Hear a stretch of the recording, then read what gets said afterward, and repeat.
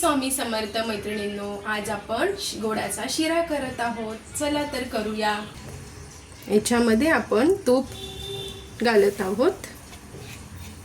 तूप घातल्यावर रवा त्याच्यामध्ये फ्राय करून भाजून घेत आहोत.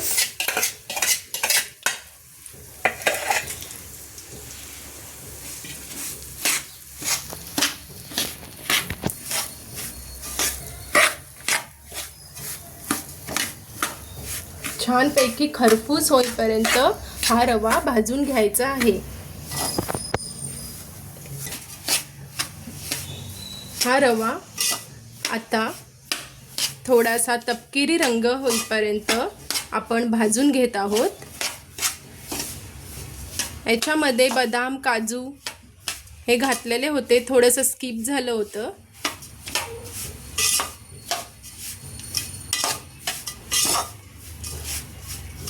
असा हा रवा छानपैकी सुगंध येईपर्यंत खरपूस भाजून घ्यावे. हा रवा आहे ना, तो खूप आता खरपूस झालेला आहे. छान रंगही आलेला आहे त्याला. एका साईडला आपण गॅसवर दूध आहोत, एका साईडला दूध ठेवत आहोत आपण. हे दूध गरम होईपर्यंत हा रवा आपण थोडासा अजून भाजून घ्यावा. आणि हा रवा अर्धा किलो आहे, तर अर्धा किलो हा रवा प्रमाण आहे. त्यालाच अर्धा लिटर दूध एक लिटर दूध घेणार आहोत आपण.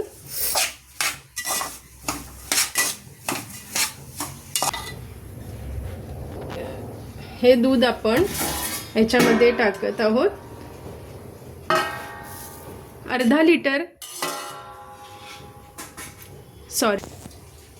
अर्धा किलो रव्याला आपण 1 लिटर दूध घेत आहोत.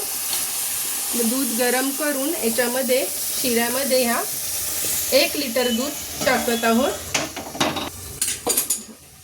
आता आपण हे छानपैकी हलवून घेऊ, कारण की शिरा खाली लागायला नको.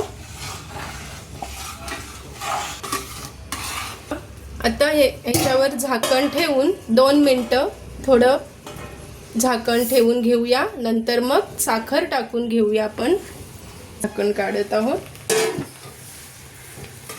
आता हे छानपैकी आपण हलवून घेऊ.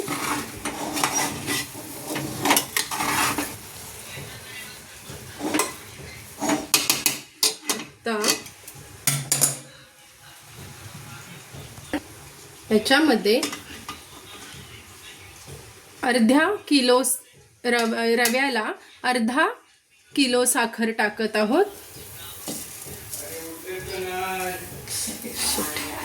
थोडंसं चवीपुरतं मीठही टाकत आहोत आपण ह्याच्यामध्ये.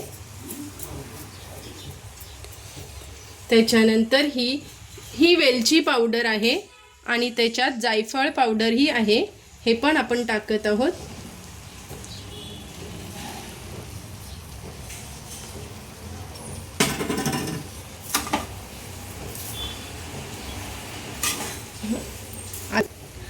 आता आपण हे 2-3 मिनिटं ह्याला झाकण मारून ठेवत आहोत.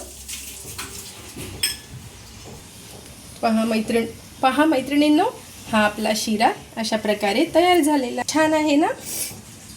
असाच तुम्हीही करून बघा आणि मला ह्याच पद्धतीने हा शिरा तुम्हीही करून पहा आणि मला कसा झाला हे सांगा.